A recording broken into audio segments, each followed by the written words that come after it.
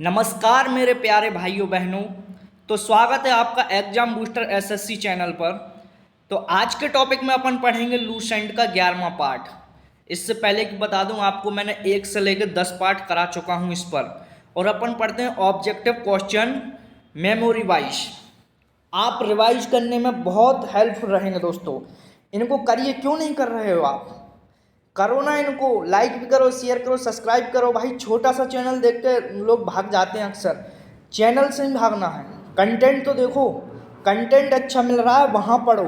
हमने भी बहुत एग्जाम निकाले हैं, ऐसा नहीं कि छोटा परिवार है तो अभी स्टार्ट किया है। छोटा परिवार है लेकिन कभी तो बड़ा होगा ना। तो कंटेंट देखो ना आप। छोटा परिवार क्यों देख रहे हो? चैनल अभी छोटा सा है, शुरुआत करी ना अभी, इसलिए छोटा सा है। कंटेंट पर ध्यान दो दोस्तों। तो कंटेंट देखो, आप पढ़ो, लास्ट तक बने रहिए। अगर वीडियो आपको अच्छा लगे तो सब्सक्राइब एंड शेयर भी कीजिए, ठीक है। तो आज अपन आ गए हैं लूसेंट में कहाँ तक?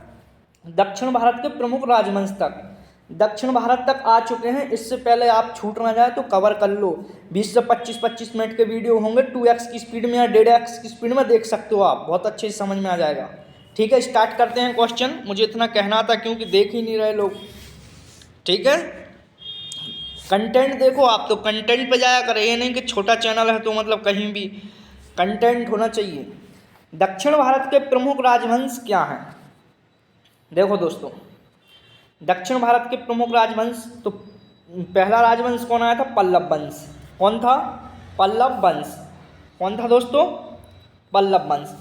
चलो, पल्लव वंश जितने भी क्वेश्चन बनेंगे मैं वन लाइन सब करा दे रहा हूँ। ये मैंने PYQ भी रखता हूँ साथ में, मैं PYQ भी कराऊंगा। यहीं से बनेंगे क्वेश्चन, कहीं बाहर जाएंगे नहीं। चलो, पल्लव वंश का संस्थापक कौन था दोस्तों? पल्लव वंश का संस्थापक कौन था? पल्लव वंश की स्थापना किसने की थी? मतलब वो कौन था? सिंह विष्णु। कौन था दोस्तों? सिंह विष्णु। इसने कब से कब तक की थी? 575 से लेकर 600 ईस्वी पूर्व में की थी। इसने कब की थी? 575 से लेके 600 ईस्वी पूर्व में। ठीक है, यहाँ तक सबको समझ में आई दोस्तों? ठीक है, आ गई होगी उम्मीद है। पल्लव वंश की राजधानी क्या थी? पल्लव वंश की राजधानी थी कांचीपुरम, या कांची बोल सकते हैं इसको, या कोची बोल सकते हैं। कोची, सॉरी, कोची। ठीक है, कांची भी बोल सकते हैं, कोचीपुरम। ठीक है, कहाँ थी? कोचीपुरम। इतनी इस बात सबको समझ में आई? ठीक है, आ गई होगी उम्मीद है मेरे को। अगले क्वेश्चन ये रहे अपने, तो लास्ट तक जरूर बने रहें। ऐसे क्वेश्चन आपको मैं कराता हूँ डेली इसी चैनल पर, तो सब्सक्राइब भी कर लीजिए प्लीज़। सिंह विष्णु ने कौन सी उपाधि धारण की थी? सिंह विष्णु ने कौन सी उपाधि धारण की थी? कौन सी उपाधि? इसको कौन कौन सा पद मिला था? तो कौन सा मिला था दोस्तों? अवनी सिंह। क्या मिला था? अवनी सिंह। अवनी सिंह की उपाधि मिली थी इनको, ठीक है, सिंह विष्णु को। महाबलीपुरम के रथ मंदिरों का निर्माण किसने करवाया था? महाबलीपुरम के रथ मंदिर है ना, जो वहाँ पे रथ मंदिर बने हैं ना, उसका निर्माण किसने करवाया था दोस्तों? नरसिंह वर्मन प्रथम ने। किसने करवाया था? नरसिंह वर्मन प्रथम। या इसको ममल्ल बोल सकते हैं, ममल्ल, मामल्ल, मामल्ल। ठीक है, क्या बोल सकते हैं? मामल्ल। नरसिंह वर्मन प्रथम ने, यही आएगा वैसे तो एग्जाम में, यही आता है। अभी सीजीएल में शायद यही आया था। ठीक है, अगले क्वेश्चन ये है, पुलकेशन द्वितीय को किसने पराजित किया? जो पुलकेशन द्वितीय थे ना, उसको पराजित किसने किया था? पुलकेशन द्वितीय को बताइए, किसने पराजित किया था दोस्तों? पुलकेशन द्वितीय को पराजित करने वाला राजा कौन था? नरसिंह वर्मन प्रथम था। कौन सा दोस्तों? नरसिंह वर्मन प्रथम। ठीक है, नालंदा में मंदिर निर्माण का श्रेय किसको दिया जाता है? जो नालंदा में, जो विश्व नालंदा है ना, मतलब वहाँ पे मंदिर बने थे, उनका निर्माण का श्रेय किसने, मतलब श्रेय मतलब किसने बनवाए थे? कौन था उस पे, उस टाइम पे? तो कौन था? नरसिंह वर्मन द्वितीय ही था। कौन सा दोस्तों? नरसिंह वर्मन द्वितीय। ठीक है, यहाँ तक सबको समझ में आ रही होगी? ठीक है, सॉरी ये पेन चल गया, मैं इसको हटा दे रहा हूँ। जब तक क्वेश्चन बताइए, पल्लव वंश का अंतिम शासक कौन था? पल्लव वंश का अंतिम शासक कौन था? देखो, पल्लव वंश का अंतिम शासक कौन था दोस्तों? अपराजित वर्मन। अपराजित वर्मन। कौन था? अपराजित वर्मन। ठीक है, पल्लव वंश का अंतिम शासक था। अब चलेंगे अपन चोल वंश की तरफ। कहाँ को चलेंगे दोस्तों? चोल वंश। चोल वंश से जितने भी क्वेश्चन बनेंगे सब पढ़ लेंगे, इंपॉर्टेंट क्वेश्चन, ठीक है, बहुत इंपॉर्टेंट है, एग्जाम बूस्टर है बिल्कुल। चोल वंश का संस्थापक कौन था? चोल वंश का संस्थापक कौन था दोस्तों? विजयलाल। कौन था? विजयलाल। इसने कब से की थी? 885 ईस्वी में स्थापना की थी इसकी। संस्थापक थे यहाँ पे, ठीक है, ये 850 में स्थापना हुई थी, ठीक है। चोल वंश की प्रशासनिक राजधानी क्या थी दोस्तों? चोल वंश की प्रशासनिक राजधानी क्या थी? तो बताइए क्या थी? तंजौर या तंजावर बोल सकते हैं। क्या थी दोस्तों? तंजौर या तंजावर।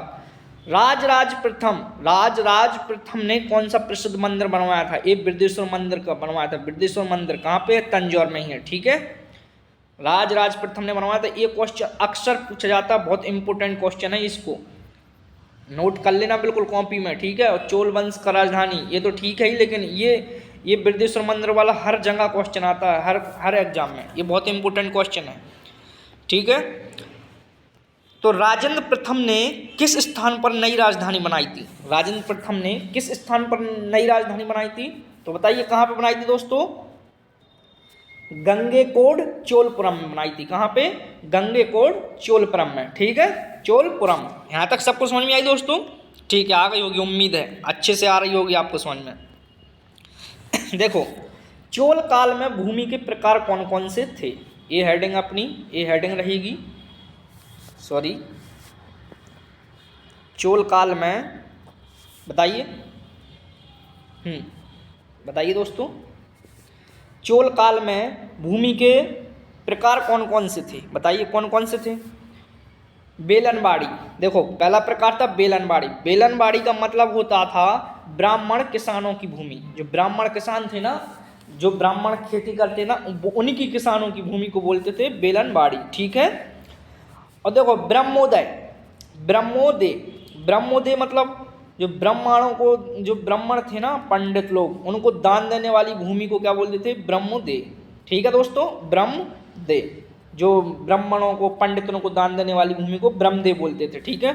शाला भोग, क्या था दोस्तों? शाला भोग। शाला भोग का मतलब था विद्यालय हेतु भूमि, जहाँ पे स्कूल वगैरह शिक्षा दी जाती थी, जहाँ पे वो बड़े बड़े स्कूल बनाए जाते थे, जहाँ पे मतलब वो स्कूल रहता था, विद्यालय रहती थी, उसको शाला भोग बोलते थे, ठीक है। अभी भी बोलते हैं, कहीं कहीं लिखा रहता है, आपने देखा होगा कहीं पुराने स्कूलों पे शाला भोग लिखा रहता है, ठीक है।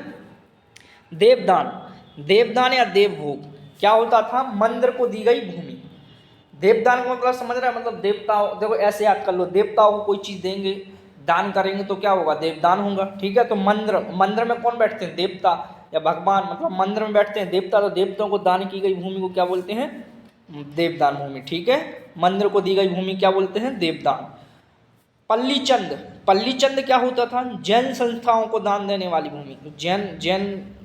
जैन संस्था रहती थी ना, जैन धर्म के लोग भी रहते थे ना, तो उनको जो दान दी जाती थी भूमि, उसको पल्लीचंद बोलते थे। यहाँ तक सबको समझ में आई दोस्तों? ठीक है। चोल प्रशासन में गांव की सभा को क्या कहते हैं? चोल प्रशासन में गांव की सभा को क्या कहते हैं? तो चोल प्रशासन में गांव की सभा को क्या कहते हैं दोस्तों? बताइए क्या कहते हैं? तो और सभा क्या बोलते हैं? और सभा, ठीक है, या और बोल सकते हैं या सभा बोल सकते हैं। जो चोल प्रशासन में गांव में जो सभा लगती थी ना, उसको सभा बोल सकते थे या और, ठीक है। चोल वंश का अंतिम शासक कौन था?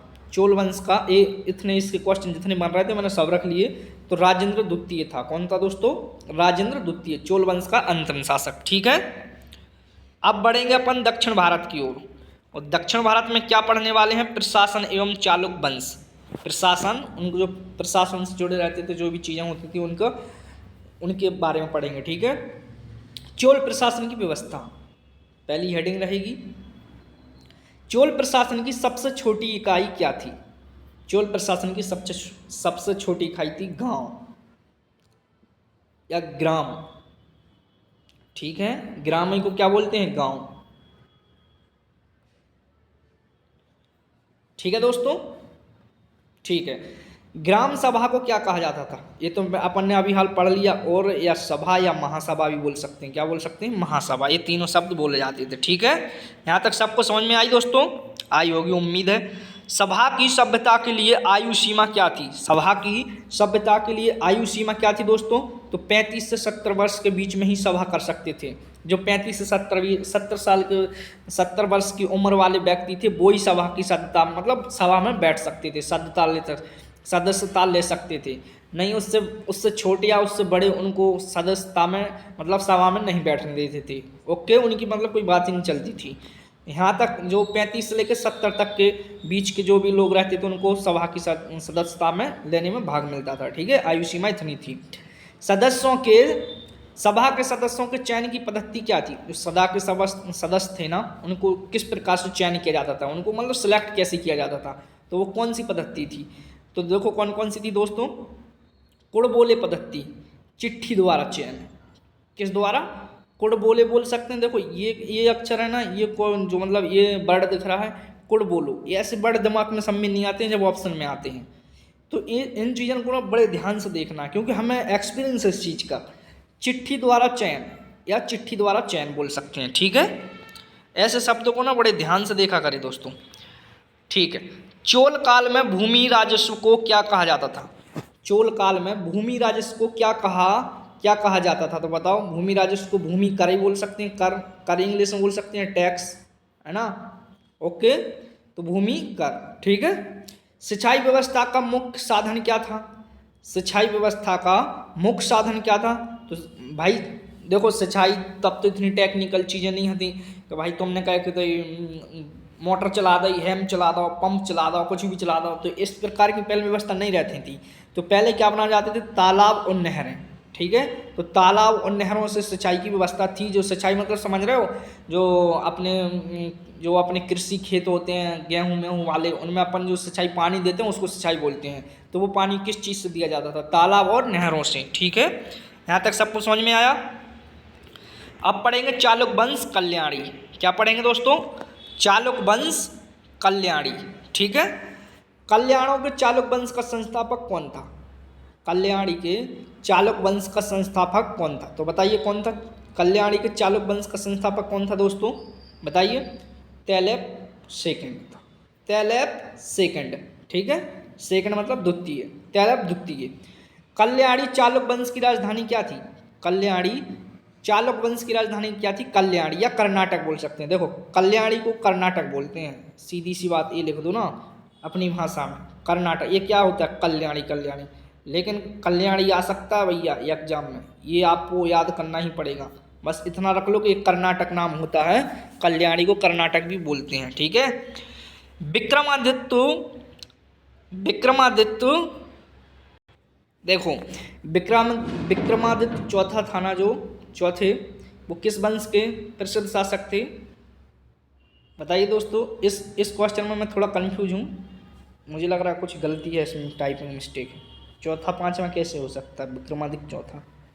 ठीक है, मुझे लग रहा है कुछ गलती है इसको, तो इसको अभी छोड़ देते हैं, मैं देख लूँगा एक बार ये कैसा है ये क्वेश्चन। ठीक है। हाँ, विक्रमांक देवचरित ग्रंथ की रचना किसने की थी? विक्रमांक देवचरित ग्रंथ था ना, उसकी रचना मतलब उस ग्रंथ की रचना किसने की थी? बिल्हड़ ने। किसने की थी दोस्तों? बिल्हड़ ने। ठीक है, यहाँ तक सबको समझ में आया हो गया। अब चलते हैं चालुक वंश का बातापी या बादामी से संबंधित जुड़े हुए क्वेश्चन। चालुक वंश से बातापी एक, वो भी बातापी या बादामी एक संस्थापक था, मतलब शासक था एक। उस प्रकार से बादामी चालुक वंश मतलब बादामी भी एक क्षेत्र था, तो उसमें भी एक शासक हुआ करता था। तो बादामी चालुक वंश के संस्थापक कौन थे? बादामी चालुक या बातापी को किसने स्थापना की थी? पुलकेशन प्रथम ने। किसने की थी दोस्तों? पुलकेशन प्रथम ने। ठीक है। पुलकेशन द्वितीय ने किस सम्राट को पराजित किया था? पुलकेशन द्वितीय ने किस सम्राट को पराजित किया था? तो हर्षवर्धन। देखो दोस्तों, जो ये क्वेश्चन मैंने पीछे भी छुड़वाया ना, ये अगर ये सही हो ना तो आप देख के मुझे एक बार कमेंट कर देना इसी वीडियो में। ठीक है, कि ये सही है, तो ये आपके लिए क्वेश्चन है। एक बार देख लेना इसको कंफर्म करके, मेरे को बताना कि हाँ यही था भैया। ठीक है, यहाँ तक सबको समझ में आई? ठीक है, आई होगी। तो पुलकेशन द्वितीय ने किस सम्राट को पराजित किया था? तो हर्षवर्धन को। पुलकेशन द्वितीय ने हर्षवर्धन को हरा दिया था। ठीक है। ऐहोल अभिलेख किससे संबंधित है?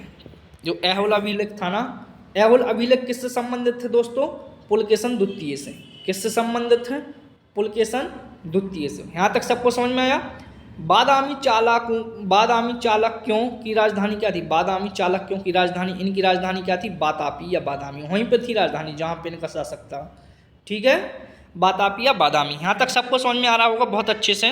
उम्मीद है देखो मैं इतने अच्छे से इतनी मेहनत कर रहा हूँ दोस्तों आपके लिए। आप देख रहे होंगे मैं एक एक क्वेश्चन रख रहा हूँ, मतलब छांट के रख रहा हूँ, ऐसा नहीं कि कुछ भी पढ़ा रहे हैं, और विद हेडिंग सहित। तो इतना तुम्हारा एक मतलब वो बनता है कि हक बनता है कि कम से कम सब्सक्राइब भी कर दें और शेयर कर दें, जिससे और बड़ा परिवार हो तो और अच्छे से हम और अच्छा कंटेंट दें। और इसमें हमने तुमको देखा कितने अच्छे अच्छे चैप्टर करा रहा हूँ मैं। ऐसे नहीं कि वो चैप्टर इसी में मिक्स कर रहा हूँ, मतलब एक चैप्टर वाइज भी अलग चल रहा है सीरीज, वो भी सीरीज करते चलो तो अच्छा तुम्हारा रिवीजन होता चलेगा, है ना। अगला क्वेश्चन ये रहा। इस क्वेश्चन को आपको कमेंट करना है दोस्तों, जो भी इस वीडियो को देख रहा होगा इस क्वेश्चन का कमेंट करना है जरूर। कमेंट में मुझे आंसर लिख के देना है कि हाँ मैं समझ जाऊँ कि आपने ये क्लास की है। एक बार मैं तो करा ही दे रहा हूँ। चालक शासकों का प्रसिद्ध मंदिर शैली कौन सी थी? चालक शासकों की प्रसिद्ध मंदिर शैली कौन सी थी? इसका आपको कमेंट करना है, होमवर्क ही है आपका। कमेंट देखता हूँ कौन कमेंट करता है। ठीक है, ये लास्ट स्लाइड थी दोस्तों। हाँ, तो एग्जाम बूस्टर एसएससी चैनल को लाइक शेयर एंड सब्सक्राइब करें, और अच्छी वीडियो लगी हो तो इसको ज़रूर शेयर करें दोस्तों। और लास्ट तक देखने के लिए धन्यवाद। Thank you so much. Okay, bye.